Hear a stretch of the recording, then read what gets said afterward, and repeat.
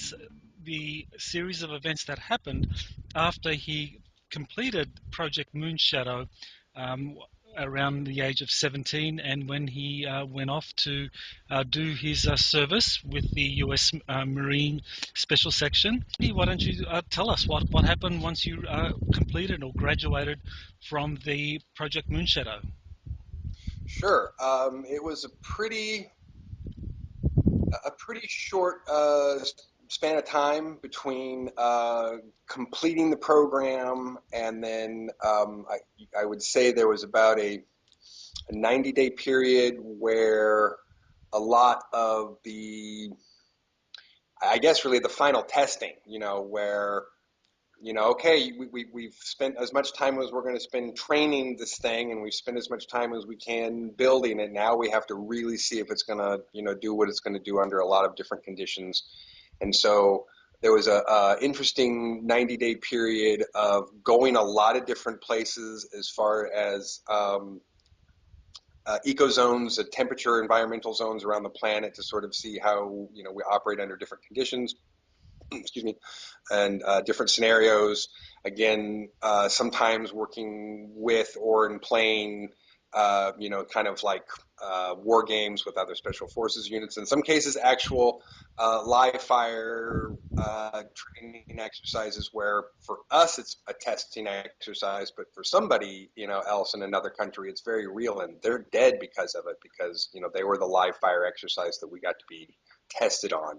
But certainly considered a not a threatening enough force that you're going to send your high-tech, machinery in and get them damage something that you can pretty much guarantee if they're not broken that the other team is going to have no chance of winning. So there are enough, armed forces around the world who, have lots of AK-47s and no shoes, and those guys are not very equipped against skilled armed forces. And if you're in a test scenario, sure, why not send 5 of your super soldiers against 50 of those guys and see how they do, because you guys are going to win. But if you want to really see how they're going to kind of test under live conditions, that's a safe test.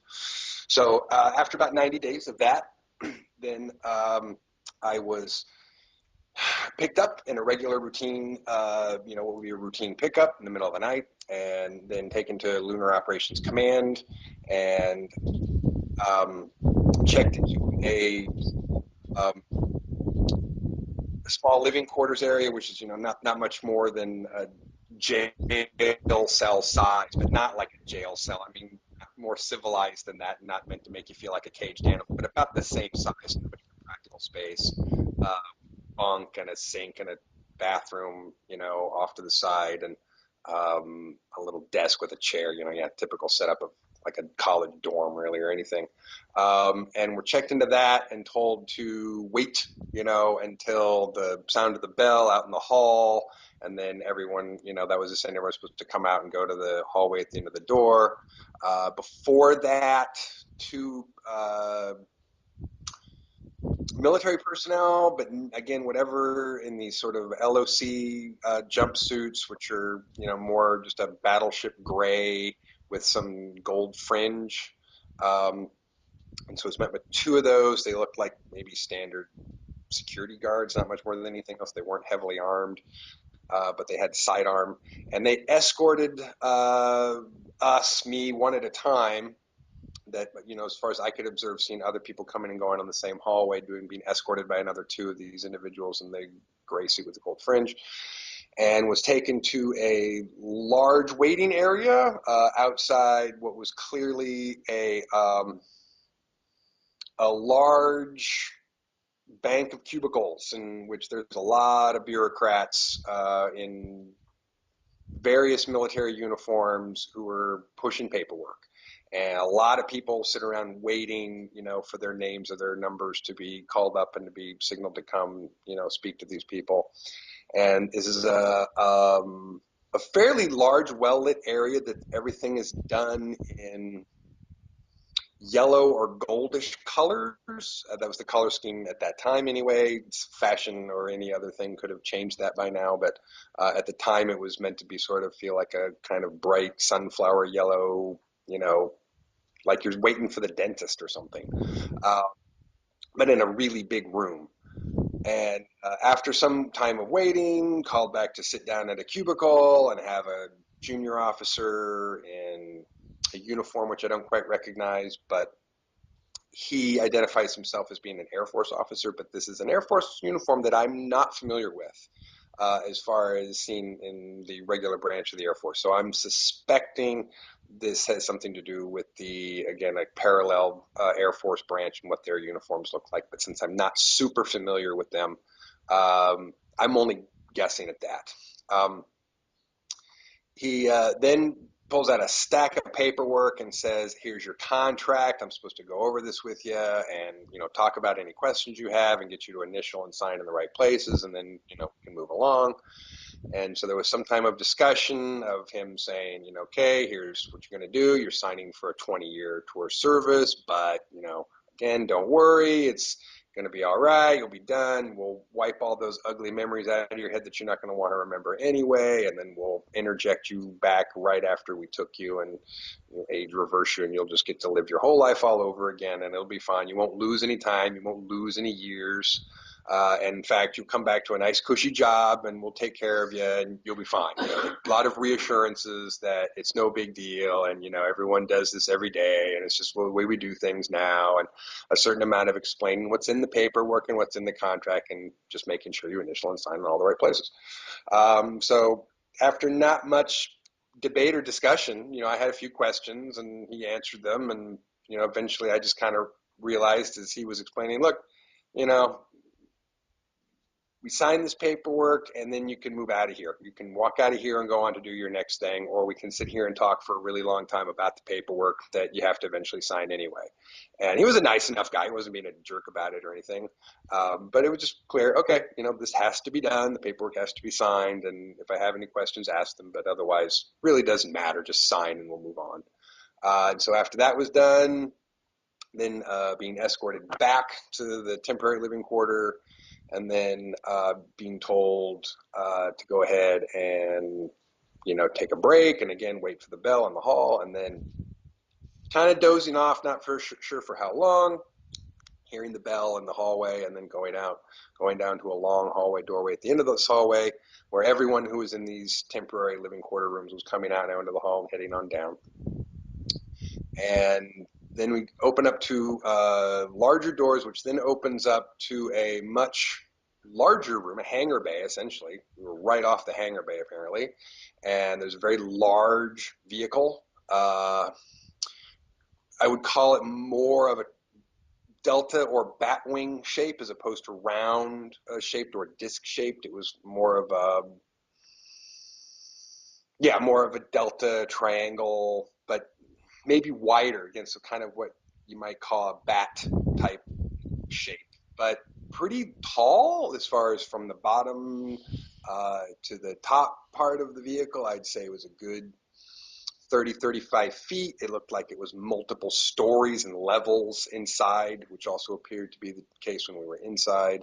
And the wingspan, probably hard to judge distances like that from that level, but I'd say it was easily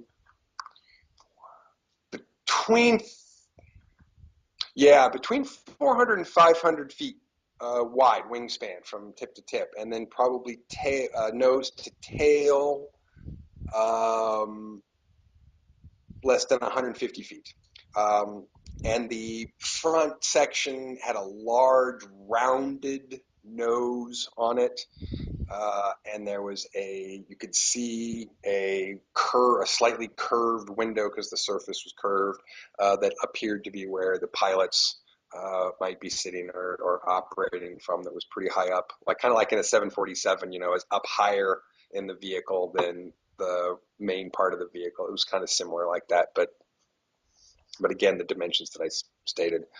So we got in there, were lots of sort of reclining lounge seats that sort of made it some kind of memory foam thing, so you kind of sink into it, and you can hear this air moving sound as it kind of starts to form around, and so it gets a good grip on your body apparently. And then there's some strap ins, and So after some time of everyone kind of fiddling and getting everything ready, and once everyone was secure, and there's some few people to help everyone sort out if anyone gets confused, then the lights in the vehicle dimmed, and not unlike on an airplane, could hear the pilot overhead in the speaker, saying, welcome everybody, and I'll be your captain from the shuttle flight from Lunar Operations to Command to your next station, which you will not have clearance to know where that is until you arrive. As soon as you arrive, you'll have security clearance to know where your destination is. But until we go there, you're not cleared. So before we leave, we're not cleared to know what the destination is. But the moment we arrive at our destination, then we're cleared to know where we are. I think that was very amusing. In my own sort of way, I get amused about the way they do security and, make these levels of secrecy and clearance. Um, but he did something interesting, which I guess I wasn't expecting or thinking about, is he said, none of you are going to see, home for a very, very long time. It's going to be a while. And so before we go, we're going to take one last look, and everyone's going to get to take one last good look at home and give us a moment to think about why you want to come back, or why you want to protect the people and the family who are there, and why this is something that's worth fighting for, or something of that effect. And he said, and then we'll, pause and take a good long glance for a minute, and then we'll be off, and, you won't be back for 20 years. So the interestingly enough, the ceiling inside the vehicle, when he sort of pulled out of the hangar bay and positioned himself at whatever distance exactly that he was from the Earth, it was whatever perfect distance that they wanted, so that when the visual array came on in the ceilings, which essentially was a projection of what the vehicle was seeing in front of it. So you had not unlike in what do I want to say, in a planetarium, where you're lying back in a chair and you kind of artificially, by having that space projected on the ceiling, can have this feeling or experience like that you're in space or space is around you. When it's moving, you can almost get that sense that you're having artificial movement or something. So in very much a similar way, by having this big projection, this very clear projection in front of you, what's happening, you really had a sense that we were all hovering, kind of in space in these chairs, staring out at Earth, kind of getting our big look for the last time. And it was awe-inspiring. It absolutely stands out as one of the most amazing moments in my entire life. The moment that I was in the perfect position, staring at the planet and being able to see it in its entirety, and not in a picture. I mean, it was there, and it was moving, and the clouds were moving, and the lightning, storms are flickering, and there's activity that's moving very slowly or very slight, or that's so far away you can't see, but is there. And there's just an ability to see that's not anything like you could ever see it any other way. I mean, seeing it in a picture is not the same. Seeing a really good, high definition image on a big screen just isn't the same. But having the sense of it being so huge that you're right there looking at it, and having that image be so clear that it did feel like we were looking at the real image, and the ceiling wasn't there, but it was there, I'm sure. Um, it, it was just awesome. It was just amazing to see that there's this entire thing that's alive. It's very clear from looking at Earth from space that she's alive, and not just because there's life on the surface of her, or not just because we live there. I mean, there's just something very clear when you see this giant ball in space that it's alive, and that there's all kinds of people there, and you don't see the borders. It's a world without borders when you're staring at it from space. There's no lines that divide the countries, and so you don't look at it thinking, oh, hey, there's America, there's the United States, or hey, there's, Germany. You really just see, oh, wow, that's North America connected to South America, and that's Europe connected to Asia and connected to Africa. I mean, you really just see that it's all connected, and it doesn't have dividing lines. And from that perspective, whatever anybody could be bickering or arguing about down on the surface seems incredibly small, literally incredibly small. And you just get this sense that, wow, I'm really in a special place, not just staring at this thing, not just looking at her, but I'm in a special place that I get to go do something where I get to help keep her safe and everyone who lives there safe and all life that it lives there now safe. And maybe, if I'm lucky, all people who will ever live there and all life that will ever live there be safe in the future because of something that I do now.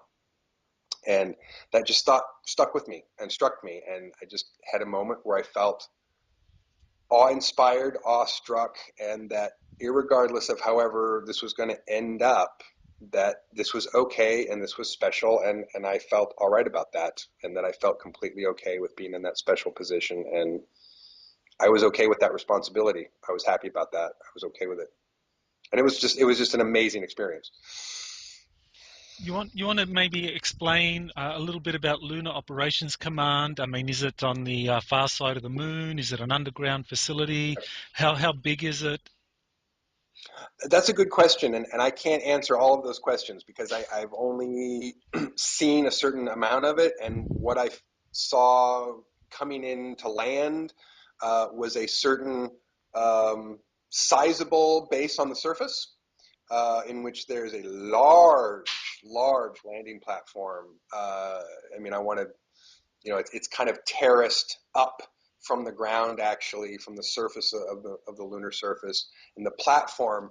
Oh goodness! I mean, you could have put three or four of these things down on top of there. I mean, so it was probably almost a square mile, size platform to which to land things on, or at least almost half that or more. Um, and then there were some smaller vehicles kind of lined up in a row, a few, almost like Quonset hut type buildings, but they were huge. They were really big, but they had kind of a rounded feature. And then a couple of very large, squarish, rectangular buildings that didn't really seem anything extraordinary, unusual. And then once inside, a number of hallways, elevators that clearly went down to the subsurface below the actual lunar surface. And I got the impression from the times that I was there and the areas in which I got to see that the place is absolutely massive. That it's that at least that station where I was at least the size of a medium city, at least, and that there's probably more than one of those medium, size city complexes on the backside of the moon that we have something to do with, and that are terrestrial controlled. But they're also, it's from what I understand, because the backside of the moon has been used for so long by so many different species. It's kind of like Antarctica, like it has these different areas where different countries and people can say, well, we've got this area and we've got this, and everyone kind of respects everyone's claim or area.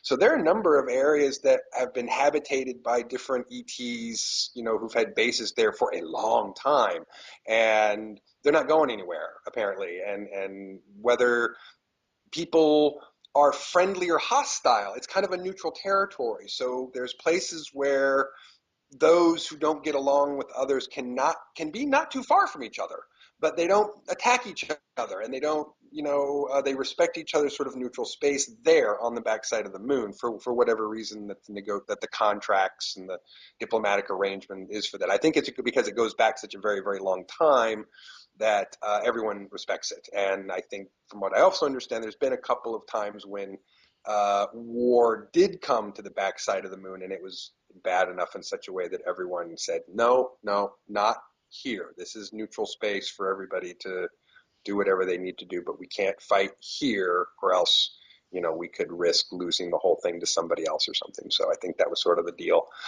So it's a pretty interesting mix of who's there, what's there, where's there, what's spread out over, just from what I've seen and what has been discussed with me, but clearly not even all of what is there, and what's known about it has been part of my knowledge or my purview or what I've been briefed on. So that's about That's about as much as I know about Lunar Operations And this shuttlecraft that basically was taking you towards the destination, do you know what the capacity of that was? Command. I would, let's see, I would have to guess because it was clearly multiple like floors or levels interior, and where I was at was clearly one area and one floor and one interior, and whether the same levels above and below were the same or whether they were occupied by other cargo or storage or machinery or technology, I don't know. I would, if I was going to guess, I would have to say that I'd say it had a capacity to move between 1,000 and 2,000 troops at a time, maybe more. Okay, that's quite big.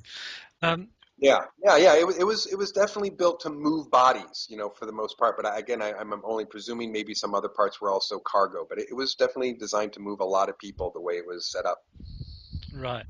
And with the papers that you signed, was there any kind of description as to which particular service you were signing up for? Or was it a kind of a more nebulous entity? I mean, what details do you remember from the papers that you signed? I mean, who were you signing the next 20 years over to?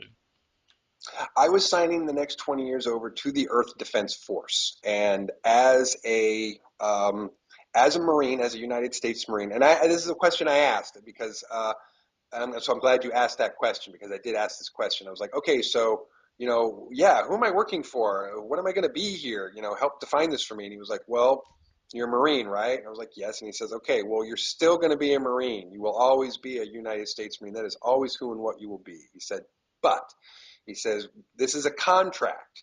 So we're contracting you to the Earth Defense Force. And the Earth Defense Force, once you've contracted to them, will have the ability to either subcontract you to one of the other organizations that needs people, or parcel you out to any number of EDF stations throughout the solar system. And he was kind of like, most of them are boring. You're probably going to be guarding nothing or listening to nothing. Or you might get a really boring, job on the ground somewhere. He was really very kind of played whatever was going to happen down, and whatever was, I might end up be down, which, not knowing where other people end up, I can't say whether that's part of the routine, like recruiters do, or whether he was really just trying to be honest. I think he was more just trying to get me to be happy with whatever his answers were, so I'd initial and sign so he could go on to the next person. But he said, no, you're gonna be a member of the EDF, and depending on where they send you from that point will depend on which uniform you wear and what people call you, and what rank and so forth you hold. He says, but you'll always be a Marine, and you may be something else for temporary, and you may have to do something else temporary. He says, but you're gonna know that as soon as you get where you're getting. And part of what his explanation was, look, I can't tell you what you're doing next because I'm not cleared for that. He said, so all I know is that when you sign these papers, it will set in other actions into motion so that when you board the shuttle that leaves, another set of papers will be issued to you that will be opened upon your arrival, and those will be your new orders and your new assignment and your new everything that you need to know. He says, but before you leave, you don't have a need to know that yet, and so it's going to be in another file, and then when you get there, that will be handed to you, and you'll get to know who and where you are, and someone will explain that to you. So he was vague, enough, but also tried to be reassuring enough that I wasn't going to lose my identity, or that I wasn't going to not be a Marine or have to somehow sign over to some other organization, that I would have to compromise my values and my ethics as a Marine. He was, wanted me to feel comfortable about that, and, you know, just secure in the knowledge that we do this every day and it's all going to be normal and fine, and just, he'll be fine, was mostly what he wanted to be very reassuring of. But it was a little vague enough that, because they weren't cleared to know that answer yet. So I wasn't going to find out until I got to the destination. So at that point in time, your knowledge of the Earth Defense Force, was that similar to some kind of multinational covert agency dealing with space operations, kind of analogous to the United Nations, where you can actually have different branches of the US kind of serving in various capacities, peacekeepers, advisors, and so forth. That, in a sense, that this was what was happening in space with the Earth Defense Yes, to my Force. knowledge, correct. To my knowledge, that's basically correct. Again, since my actual knowledge or briefing on this information at that time, was limited. I did get a debriefing when we got back 20 years later, which there was a little bit more. There was like a farewell ceremony and kind of big thing, and I do remember at that time getting a little bit more of a speech, about the goals and purpose of the Earth Defense Force and why it was put together, and essentially in a similar way that these other parallel separate organizations were created, the Earth Defense Force was a parallel yet separate organization that was created mostly out of bodies out of the United Nations, probably centered around the Security Council. Because there's a Security Council and they co-opt anything that has to do with defense and security. So pretty much out of the Security Council, the bodies that would form the EDF were formed and put together, and this parallel organization was formed and stationed off of Lunar Operations Command, so they would have as little contact with the surface as possible, so that there would be as little possible for bleed of security and information as possible, and that it would essentially create this sphere around the planet and outside from the planet to protect it from all things that might be harmful, which we had come to know by that time there was a few things that we should be concerned about, and that just standing around and open arms was not going to be a good policy, and we should have at least some kind of perimeter defense for whatever's coming next, or whatever our next step into the intergalactic brotherhood is. You just don't necessarily want to do that without a guard dog on your front yard. Okay. So, what was the destination, and what was revealed to you when you arrived there? The destination was Mars. Was to a what was it called? I think it was what do they call it? It was, what was the name of it? It was the Mars Colony Corporation headquarters, which was located. There were three, four. There were five settlements, and the main settlement, I'm trying to remember what the name of the city was. Something, they called it something Prime. Did they just call it Mars Prime? I want to say, no, I was right. It was Ares Prime. Sorry. So, because, they're real creative, and instead of calling it Mars, they call it Ares. So Ares Prime was the uh, primary settlement, the first settlement where the Mars Colony Corporation headquarters was. And then there were four additional settlements, which I never set foot on. And from Ares Prime, we landed and set foot onto a platform there, and walked into a very large facility right across the um, open Martian plateau, which was hot and cold breezed and thin, but the air is breathable. The temperature range is quite wide, so you really don't spend any time out in the open Martian desert without an environment suit. Absolutely not. It's pretty fatal to do so. But I think that there was some dome shielding protection, and we were kind of down. Ares Prime's kind of down in a crater almost, so that there's kind of a natural canyon wall that kind of comes up around it, so it's sunk in, so the wind doesn't hit it too hard. And it was that particular time that we came out. It was felt like a hot day, but there was a very cold wind that was blowing, and you felt like you just came out at 8,000 or 9,000 feet or something like that. The air was fairly thin, but totally breathable. I was quite surprised, to be honest, to just have them open up the door and say, all right, head for that other door, and just have us walk right outside. But we did. Mhm. Was the Martian terrain, as we see in NASA photographs, like with the red sky and the kind of reddish soil? Yeah, oh, absolutely, absolutely. It's red, red, red, red everywhere, because certainly all that iron oxide that's left on the surface of everything, um, it just does leave, makes a reflective, the main reflection of red everywhere you look, and so not unlike, I'm trying to think of now. Say that. Yeah. So yeah, I mean, it was red sand, rocky, sandy, from very fine textured sand to big, giant, crumpled, boulder rocks, and yeah, very red. The only exception um, is sunrise and sunset, which for some strange reason, or I should maybe say a strange reason because of physics, I suppose, there's a period of time for maybe 15, 20 minutes, depending on the season, when the sun is dropping below the horizon and it goes from red to purple. And for about 15 minutes, everything turns this amazing shade of purple.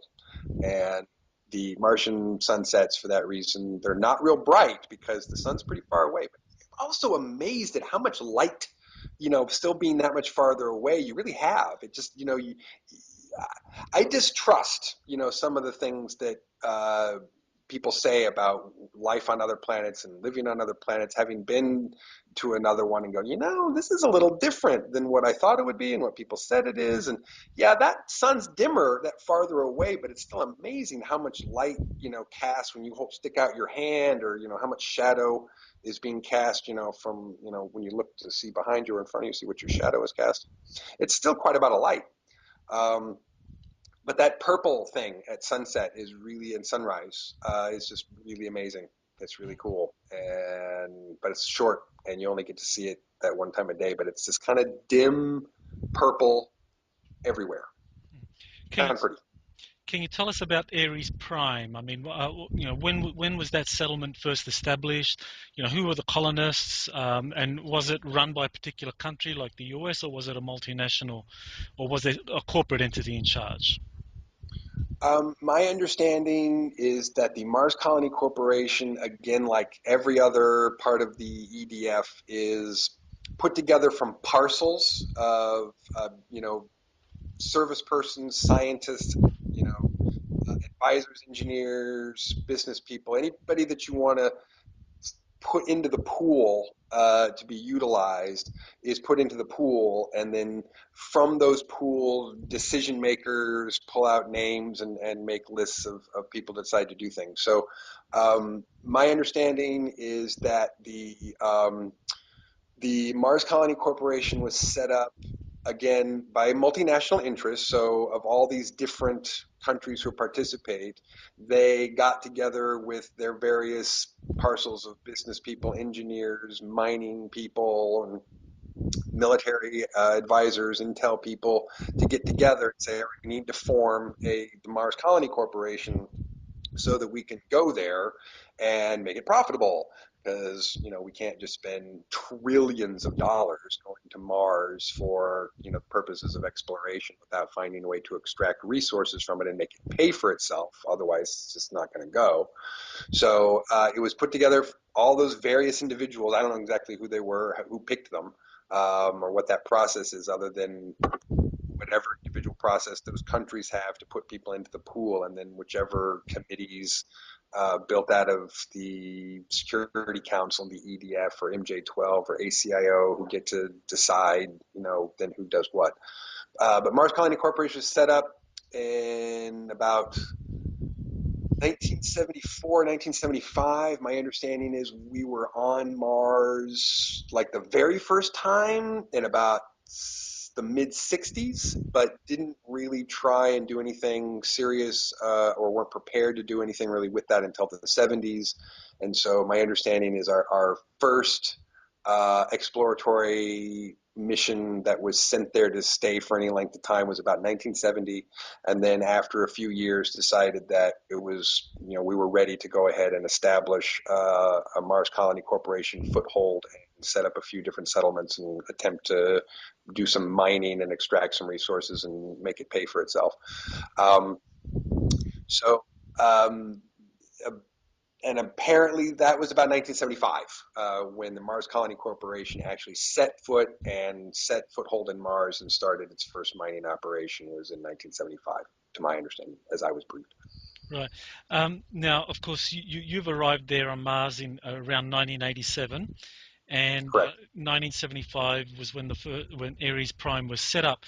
This, of course, this is during the Cold War. So, was the Soviet Union a part of the Earth Defense Force and the running of Ares Prime?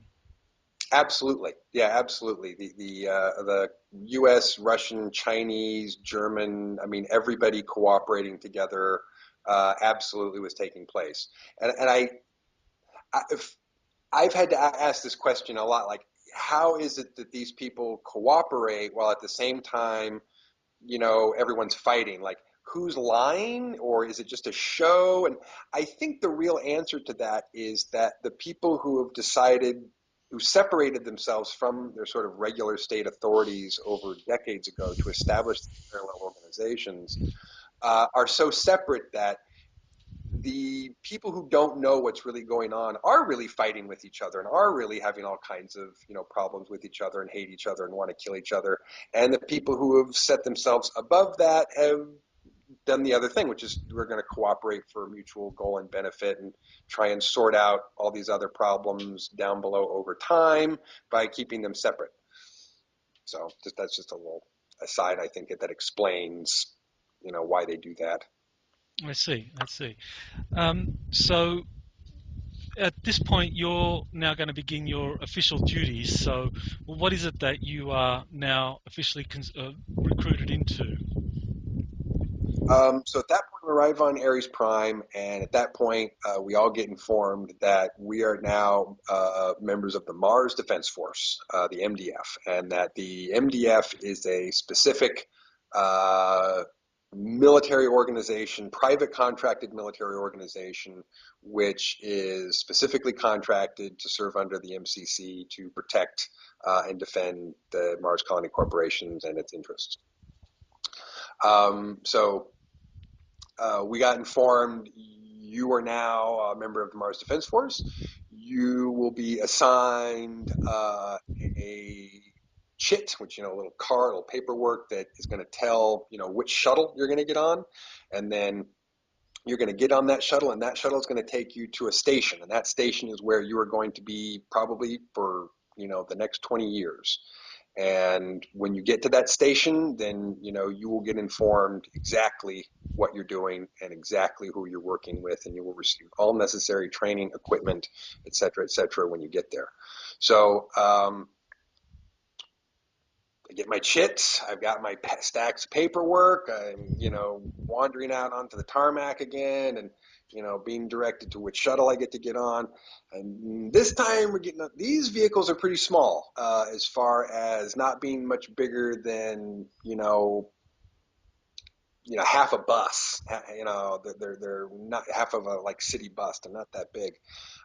Probably only, let's see, I think these things only sat like about 20 guys, and plus a pilot and a co-pilot up front, um, and have rows of seats kind of facing each other with a door out the back. And so, I come up, get in, sit down.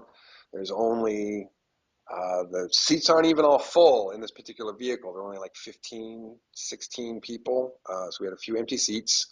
And then, unlike the larger vehicle, which was a very smooth, very quiet lift-off, takeoff, landing, very not a lot of movement, momentum, or disturbances, this vehicle was a kind of loud, and you could definitely feel, that you were shaking and moving, and when it lifted up off the ground, and seemed to do most of its maneuvering between 15 and 20 feet off of the ground. It was kind of a low to the ground vehicle, or I think it could go higher, but I think maybe staying low to the ground meant it was less of a target to be targeting anything that was high up in the air.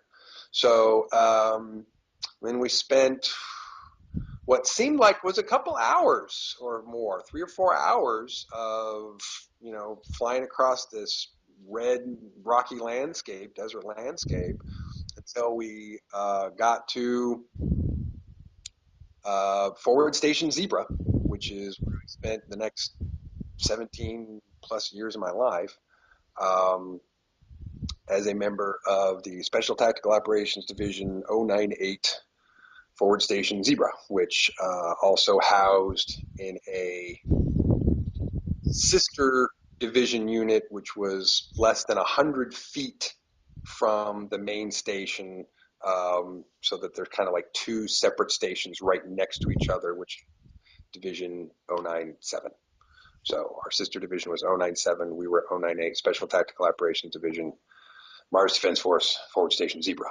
Um, and so we got there and we're introduced to that facility. And again, we're met by some young enlisted people who were already stationed there and, walked us around, took us into the interior of the structure and then walked us around what we call the horseshoe, because the main living quarters and the barracks was in the back, sort of the farthest retreat point as you come in the front and the farthest to the back point of the station in kind of a horseshoe shape, so that the two horseshoe ends did come around and there was a hallway that connected them. And so it kind of formed a horseshoe shape, a little horseshoe.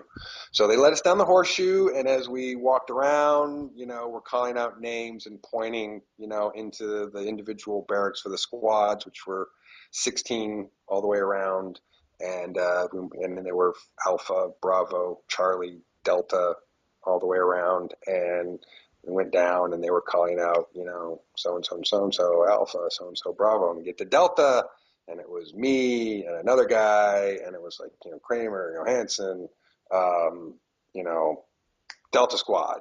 And so we went in there and they were said, okay, wait here for the rest of your team to get back and you'll get briefed by them and told what to do. And so I could go details about this and I could also tell long story. So long story short, the rest of the squad came back. We met, familiarized ourselves, all realized, that we were going to have to be friends. And, that was the first day and got to meet my squad and realize what was going to happen. And the next day was our first training day, where we got to familiarize ourselves with the powered body armor, environment suits, and the handheld Gauss rifles and magnetic propelled weapons, and practiced on simulations, putting on and taking off the body armor and firing the weapons and shooting against what were supposedly the known threats at the time. Got a briefing from the base intel officer on where we were, what we were doing, what the threats were going to be, which pretty much he explained to us that, the Mars Colony Corporation's job is to extract minerals and resources that, the miners and those folks do. And your job is to kill anything that tries to get in the way of that. And so we were informed that the native species of Mars were numerous, as it turns out. So there's a number of living things that live on Mars now. The surface is still kind of sparse compared to what it used to be before the grand accident, as I kind of think of it, which another time, another place in the story will be more appropriate to tell that part. About talking about the history of Mars as I come to understand it or came to be told it. But where was I? Lost my. Okay, so we were given a briefing on who and what's what, and so it turns out there are two main evolved species other than us who are living on this planet that we might have to contend with. A native reptoid species and a native insectoid species that don't necessarily live in the same areas, but have their own nests and hives and whatever they wanted to call them at the time. We were essentially treated to the typical, these are the native, savages and beasts that you're going to have to deal with. And we weren't really given any kind of an impression that these were evolved or civilized cultures or that had high, knowledge or philosophy or technology or anything, but just, tended to be this really, really big pain in the butt that we were going to have to deal with. I learned later that that was not the case, that these were very evolved species who had quite a bit of intelligence, quite a bit of culture, and quite a bit of civilization. But we were not given that as a briefing. And we were sort of explained what the main tactic and strategy of Mars was. And the way these beings worked on Mars was essentially a constant testing of boundaries. Uh, so wherever your boundaries meet up against, with a forward station meets up with the boundary of a reptoid or an insectoid species lair or hive, is going to be a place of contested space where they will challenge that space, and they will challenge that space as far to raid and completely overwhelm your own hive or nest, as they like to call it. And but they have a strategy, which is you don't go in and completely eliminate somebody's nest. You don't kill everything inside the nest. If you actually get inside someone's hive or nest, or in our case, our base, your goal is to kill all the soldiers, or kill all the army ants, or so to speak, or kill all, that break all the eggs, in the hatchery for, the next range of warriors. So you're not trying to eliminate or knock out the species, because that would create a vacuum of space, and you don't know necessarily what's going to come in and occupy that neighboring space again, because most of everyone is fairly contained, where they're at. There's not a lot of need to feel like we have an area, nest, or a hive here, and we need to expand there and there and there. There's a lot of very like isolationist. We're okay here. You stay where you are, and we'll occasionally test your area and test your space, and we'll occasionally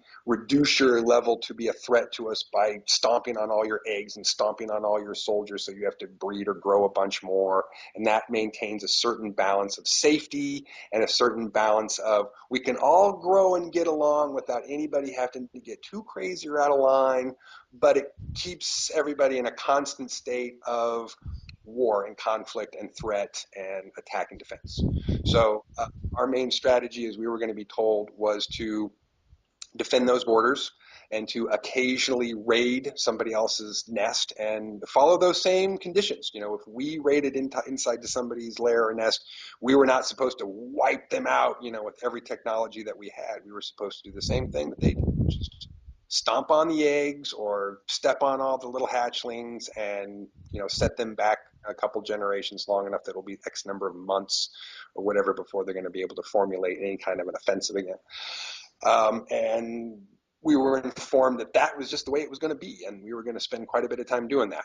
So after the intel briefing on here's where you are, here's who you're fighting, here's how you're going to be fighting it, we got a speech from the old man, the colonel of the base, uh, who, nice old guy, I mean, a guy that I still respect to this day quite a bit, who gave us his big speech on who we are, why you're here. And it was kind of like, to be honest, it was a fairly motivating speech. He said a lot of positive things about who we were and why we were there, and, what good we were doing there for our people and our planet back home, and why we should be proud of who we are and what we're doing and where we are. And it was a good speech. I felt fairly motivated by it.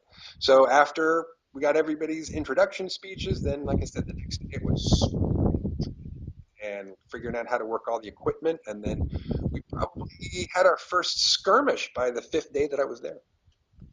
So you mentioned that the reptoid and the insectoid races that were there were indigenous. So I'm Mm-hmm. assuming that they don't have anything necessarily to do with off-world reptoid, insectoid races that do have advanced spacecraft that travel through our galaxy and have been reported to be interacting with people on Earth. That this indigenous Martian reptoid and insectoid races probably just some kind of indigenous development over many, many millennia. Yes, definitely. At that point, I can go in a little more about what I understand to be the Martian history as it was told to me um, by, well, okay, I'll have to jump a bit ahead, I guess, but otherwise it could just be this very long story. So this, I'll just jump ahead to this really interesting part. Some years later, into my second decade of my service, by the time at time I had gone from, being a plebe in a fire team to the squad leader of Delta Squad, and we were captured intentionally by the reptoid species, who refer to themselves as the Galuka, which is much like we think of ourselves as Earthlings because we live on Earth. Galuk is the name that they call their planet, their home. So they really just call themselves, people of home, the children of Galuka. So when we got captured, which again was intentional, they had decided that they'd had enough of whatever game playing we'd been doing over these years, and that it was time to get closer to who this, hairless pink ape was that had, landed and was giving them trouble. Because again, they're not savages; they're very, very intelligent. In fact, they're the remnants of the older ancient Martian species, which was very advanced and had really advanced technology and spacefaring military technology, advanced enough that they nearly destroyed themselves with it, blew out their atmosphere. And then when the atmosphere got blown out, that essentially changed the pressure balance so that the pressure change made the oceans boil and made the high pressure, low pressure systems pulling so fast that you had 800-mile-an-hour winds, while all of that air and moisture pushing out away from the planet, and then gravity trying to pull it back in, and then after some number of whatever hours or days that it was that it took for the atmosphere to restabilize and create another contained bubble around it. By that time, everything had swirled around, in thousand mile an hour winds for who knows how long, destroying every living thing on the surface.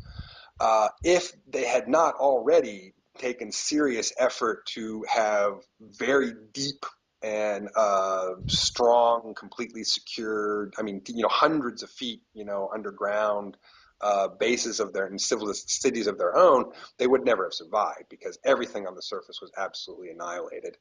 Um, from my understanding, what happened at that point is the surviving reptoids who were all underground at that point, there was a real moment of realization and awakening for them to go, wow, we just killed our planet. That was not very cool of us. And there was pretty much a division, and I won't say right down the middle, but I mean, there was kind of two sides that formed out of this, which were those who said, wow, we've done a bad thing, and we're going to have to pay our penance for this, and we're going to have to stay here and fix this. We're going to have to stay here and heal our planet and re-terraform our planet. And if it takes the next 10, 20, whatever thousand years, well, that's our responsibility and what we're going to have to be due in order to fix what we've done, which is to absolutely kill everything on the surface. And then the other faction was, oh, hell no, we're getting out of here. Everything's dead. It's gone. Goodbye. It's over. We might as well leave. And they picked up and left. It is entirely possible and even likely that some of them came here, and that one of the many species of reptoids that came here some 10 or 20,000 years ago that may or may not be friendly or given us some trouble certainly could have been some of those Martian reptoids who left when that happened. I'm pretty sure it wasn't only them, and I'm pretty sure that there's more species that have done more harm to us here than they have. But if anything, they could be one of those kind of mid-level manager Illuminati level type, species or something that could, be here on Earth. That could be an answer for that. But the ones who stayed really changed their ways, to be honest. And the sort of difference between the northern tribes and the southern tribes, as they're sort of known now, is the southern tribes have essentially decided that to appease their planet, that they should return to the old ways. So much of their choice to fight with primitive weaponry or to fight using more primitive warlike techniques is a very specific stance on their part to um, do what they do is think is to be true to the old ways of their world and of their planet in order to have this old warrior philosophy and this old way of living and having war, because obviously the new way got everybody was killed. And so their philosophy is almost, kind of Luddite, like, let's go back, forward was bad, so let's go back, and that's the way we should fix this. So the southern tribes are, I wouldn't say that they're the friendliest or that they're any really the folks that, there that we would want to try and make good relationships with or have positive relationships with, because they're not interested in it. They're interested in a life of, war. That's what they do. And they believe that that's being true to their planet, and their true being is to be warlike.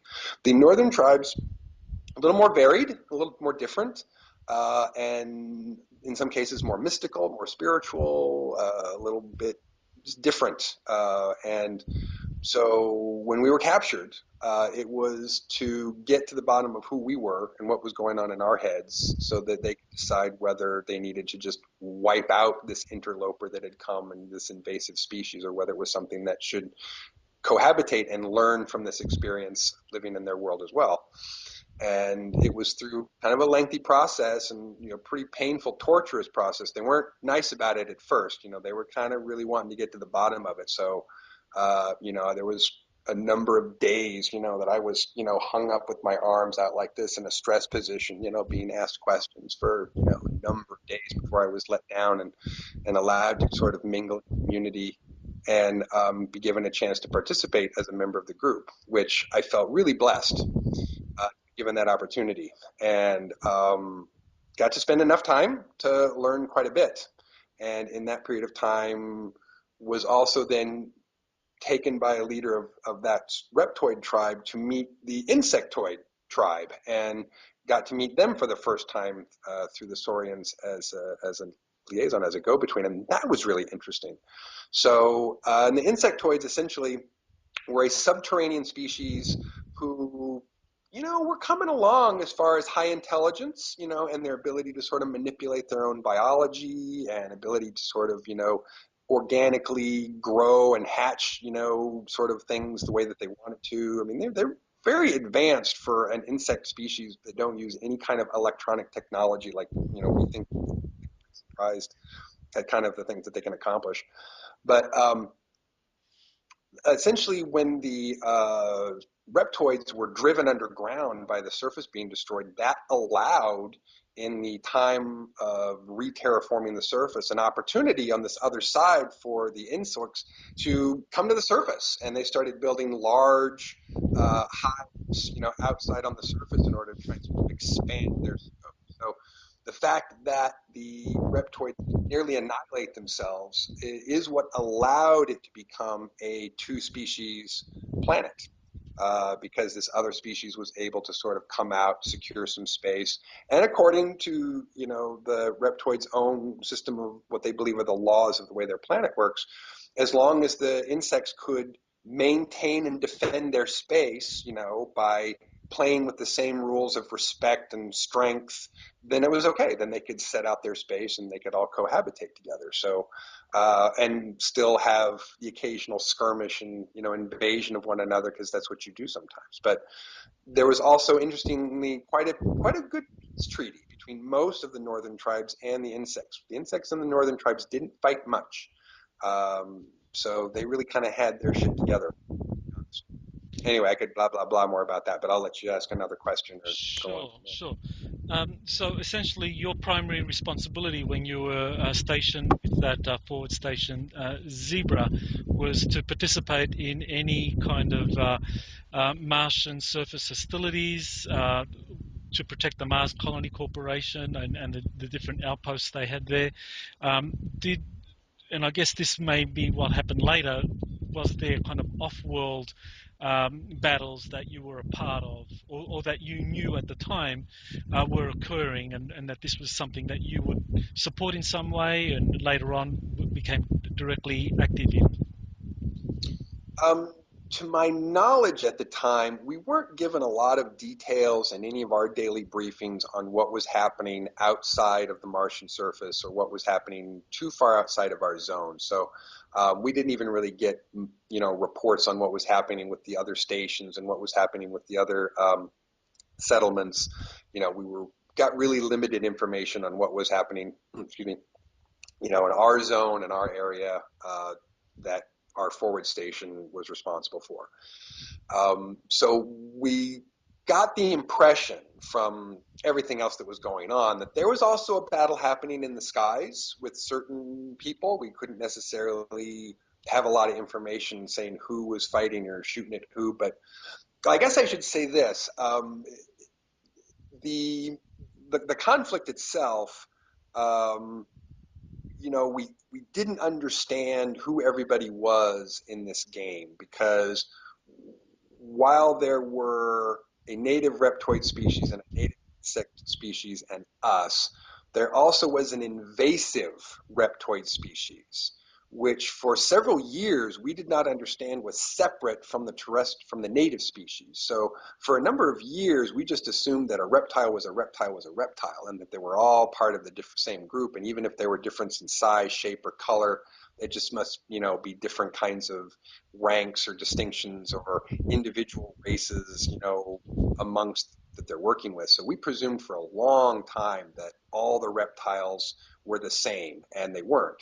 There was an invasive reptoid species. They were draconians, alpha draconians, and for a long time we thought that yeah, the two reptiles were the same, and the draconians were really trying to play off getting everyone else to fight with each other. So the more hostility and the more kind of crazy action they could incur us to take against each other between the native saurians, the native insects, and us was good for them. And it took quite a bit of time to realize, through good intelligence that that was not the case and that we needed to sort of rethink what was happening. So um, what our goal definitely was to defend anything and everything that being threatened. But I just want to sort of make the distinction that what we thought that wasn't exactly what that was, and it was a partly because of bad intelligence and partly because of species ignorance. Speciesism ignorance. Like they all look the same to me. There's no reason to really question that it could be some two completely different species. So we didn't know that the native reptiles and the invasive reptiles were fighting, and the insects and the invading reptiles were fighting, and trying to get us all to fight with each other to keep from fighting them. And we didn't realize when we were being attacked from the air that it wasn't the same reptiles that were trying to attack us from underground or across the sand. So it was pretty confusing for a while as far as who was doing what and what was fighting what. But yeah, day-to-day operations were anything comes close, suit up, go out, fight with it. Anything comes to raid or invade, go through the protocols of defending the space and until it's over, and then do the same thing the next day if you have to. There have been a number of sources that have described kind of human indigenous race on Mars that historically, at a time of devastation, that it's possible that they kind of emigrated to the Earth and that some of them went underground. So did you ever come across any kind of evidence or any information about an indigenous human-looking Martian race? Not an indigenous one. It was explained to me that many different species have touched the surface of Mars over the years, just like many species have touched the surface of the Earth over the years. So Mars is no exception to that. They've certainly had a number of other reptoid, mammalian, and other types of species that have come there and hung out for a while, stayed for a while, had conflict, then left. And, there were certainly times when the native reptoids were not as advanced as they, later become, and which other species. So when we're here, add technology, help them, hinder them, use them, abuse them, or help them out. So they've had kind of the same story, but in their own unique way that I think we have in that way. Okay.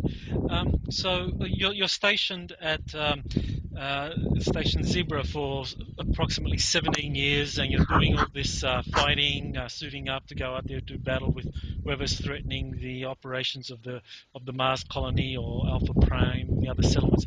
So, in your downtime, what did you do for recreation? Did you travel to, Alpha Aries Prime, and you kind of like just hung out? What was happening in the downtime?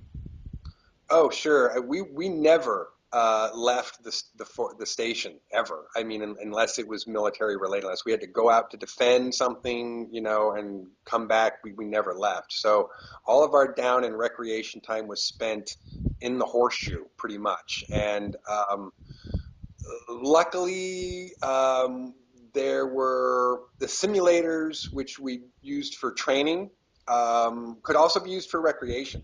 They're essentially, I mean, a kind of holographic experiential system that you hook into. There's a headgear and a kind of body thing that you sit into, and you kind of engage in this completely virtual experience that has the ability, though, because it's completely hooked up into your central nervous system, to train muscle memory at the same time. So we actually did a lot of training in these simulators, in which going through virtual simulated experiences are actually doing all of the same messaging bioelectrically through our bodies that would does the same training as muscle memory. So um, and the rate of information that is transmitted in the simulators is faster in real time. So you can actually do, 12 hours of training in a simulator in 3 hours of actual time.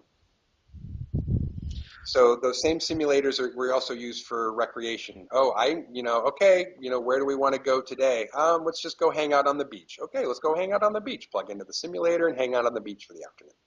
I see. So, if, for example, female companionship, were there females allowed on the station, or was it using these simulators? It was absolutely a mixed co-ed group. The men and women were assigned to the Special Tactical Operations Division there. And again, I would say in the super soldier categories, you still had this kind of two-thirds almost male to a third, female ratio. Um, so there were definitely more men than there were women.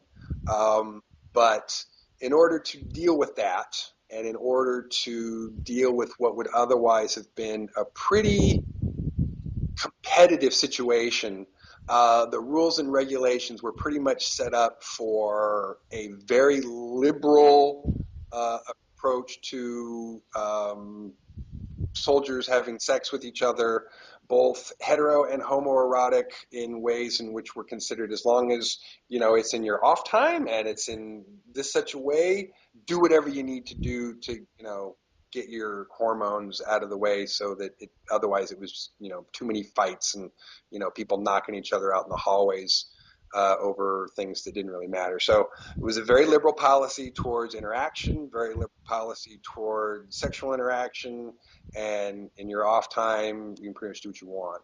Hmm. So yeah, we did have a mixed bunch. Okay. So, after spending 17 years on Forward Station Zebra, what rank did you attain? What kind of responsibilities did you have? And what happened that kind of precipitated the next transition in your own kind of off-world activities? Right, and I'm realizing that the question you asked me earlier, I get to finish answering by answering this question. Um, in my capacity in Special Tactical Operations Division, I moved all the way up to Sergeant Major after about a 17-year, 3 months period of time, just a little over 17 years. At that time, a um, a horrible disaster occurred. I'm going to have to choose my words carefully here. I mean, it wasn't an accident, it wasn't a natural disaster, but suffice it to say that um, my division 098, our sister division 097, and two other divisions from a neighboring station 096 and 095, um, which about what is I think there's about 240, which is about 244 per division because it's 16 squads of 16 persons each. So, which I think is right, that's 244. And times four, so nearly just under 1,000 of us. When it was over, out of that 1,000, there were less than 35, of which I was a surviving member. So it was kind of a really bad thing in which everyone got killed. And at that point, that was just over. I mean, the division was done, and if they were going to rebuild the division, they were going to have to rebuild it from scratch, and there was no way you were going to take, the 6 or 7 guys out of the division that were left and watch the entire rest of the division get massacred, put them back in, and have them be a part of the next division. That was just not going to happen. So I had a superior officer who came to me when I was in my med bed recovering and asked me if I wanted to go to flight school and fly. And I didn't have to bat an eye. I was like, of course I want to fly. And he said, great. He says, as soon as you're done here, the docs clear you here. We're going to send you off to OCS flight school and you get to go fly.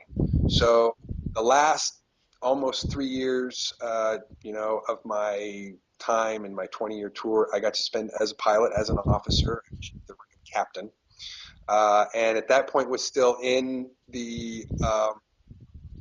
a Marine Air Corps division. So, which was the Air Corps division, interestingly enough, I think was mainly modeled after a U.S. Air Force program, but contained a number of pilots and officers from other branches of the military.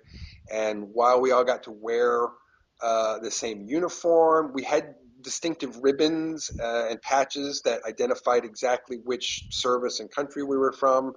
So unlike what was on the ground we all had a completely different uniform, an MDF uniform that didn't have any of that insignia marking on it. But when we were moved into this flight division, that was different. We were more clearly identified as where we were from and what country we were from. And so that it was way more of an international, we're all kind of mixing here together kind of feel. So, and so in that, to answer the question about things that were happening in the air, then yeah, that last few years I got to spend in the air in various skirmishes around the solar system and doing a few interesting things in that capacity, including the bombing of the Zeta base on Ganymede, which to my knowledge, our problems with the Zetas ended when we bombed the F out of their base on Ganymede. Okay, well, I was going to leave questions about the last 3 years of your service for another part, for a final concluding part. Sure. But I just wanted to finish this part just by kind of finding out.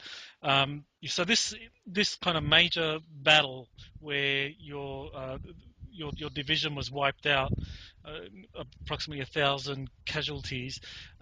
So firstly, what did that battle involve? Was it the indigenous races there on Mars? And finally, what was the kind of fallout for the Mars Colony Corporation? Was then the corporation's activities somehow destroyed, inhibited by what happened to the Martian Defense Force? All very good questions. So essentially, at this time, by the time just before this mission occurred, the war was over. A war which I had spent, 17 years as a part of, but had started way before I did. That my understanding raged for over 25 years.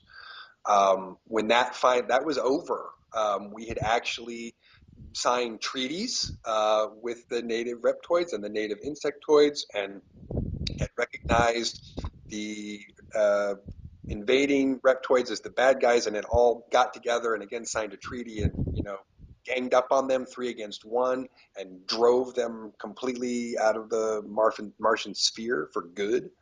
Um, and that was huge. That was just a big applause moment. And we essentially got told, that okay, we need you guys to go into this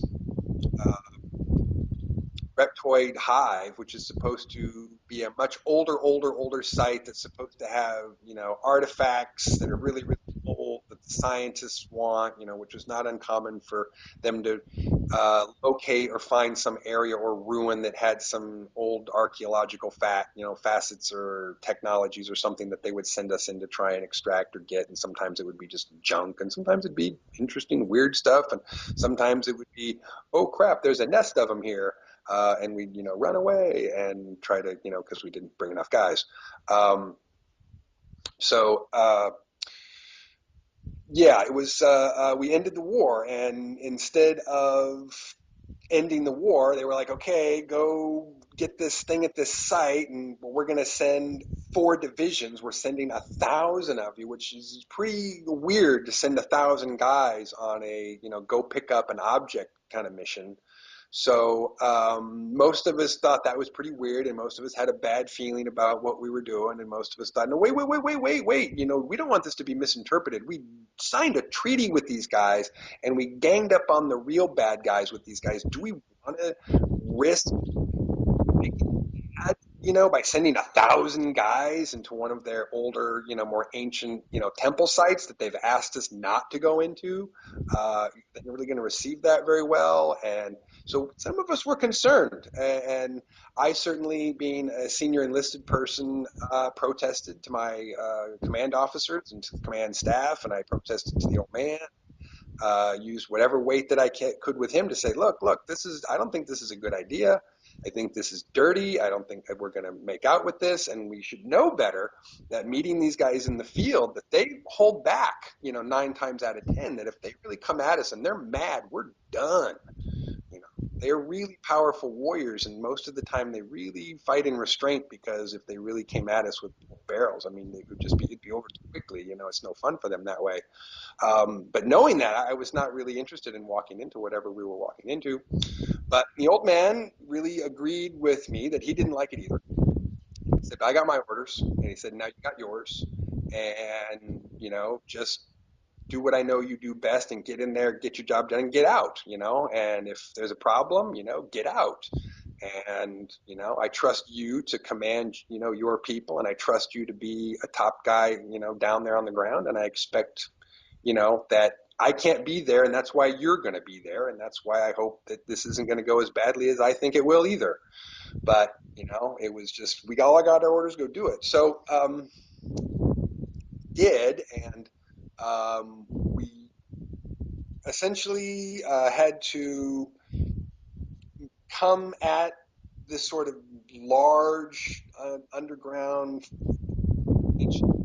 site through a series of tunnels and caves that kind of went down to it, and we didn't want to send everybody through one direction. Plus, that would have bottled me up in these sort of smaller caverns that you couldn't fit more than 6 or 8 guys across.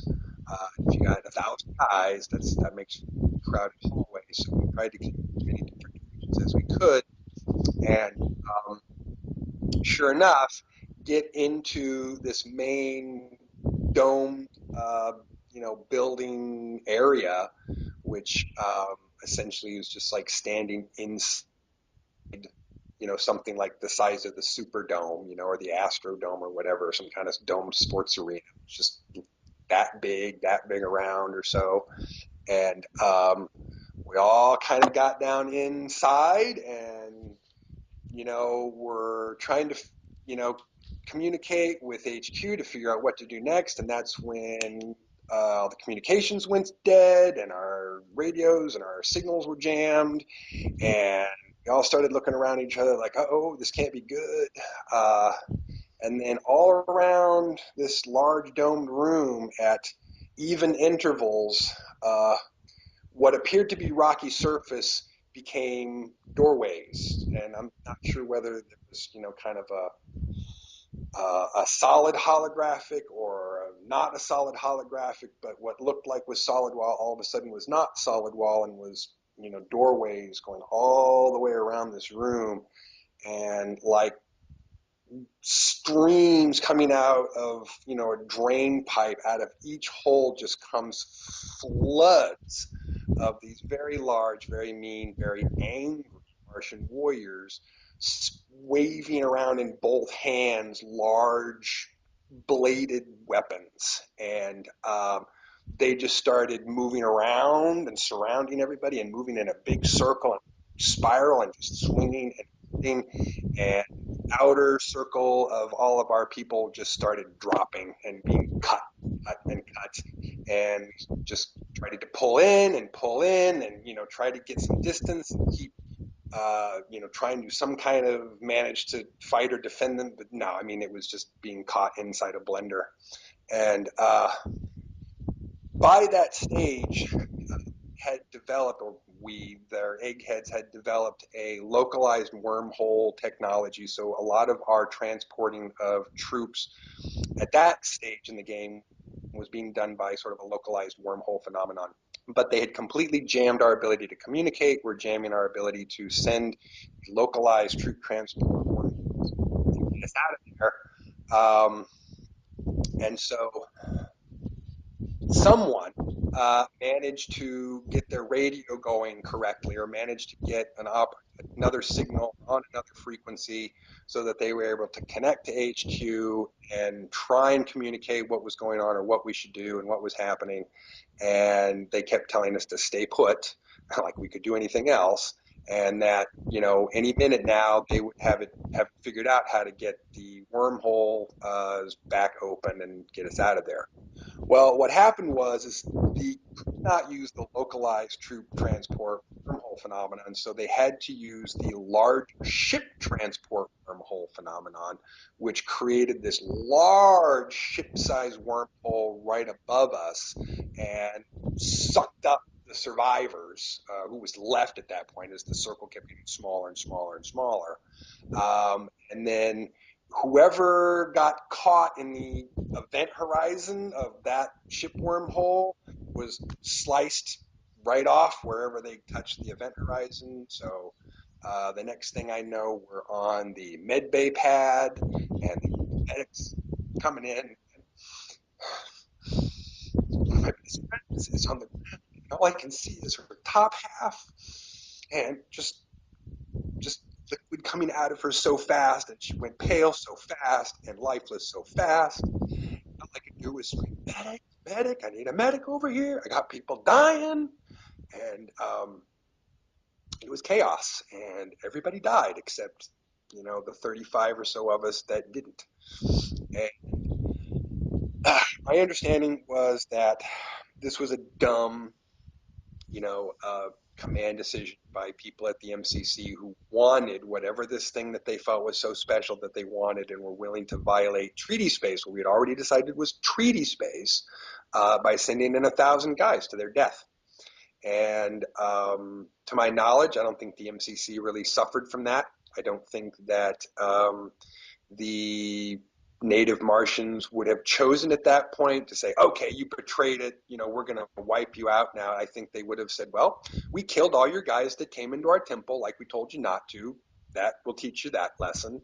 And I would imagine that anyone else who thought a harsh response from them at that point, but they essentially parameters of the treaty that I seriously doubt that would degrade back into war based on what the treaty was about, but it would be seen as an overstep, which was responded to by, well, you guys came over here like they shouldn't, and we killed them all like we told you we would if you did. So don't do it again.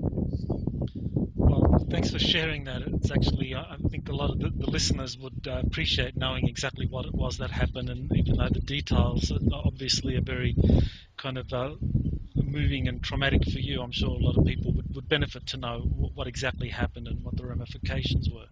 So I'm going to bring this part to a close, and then we'll come back for another part to kind of look at the final 3 years and wrap things up. So I want to thank you, Captain Kay, and we'll be back soon.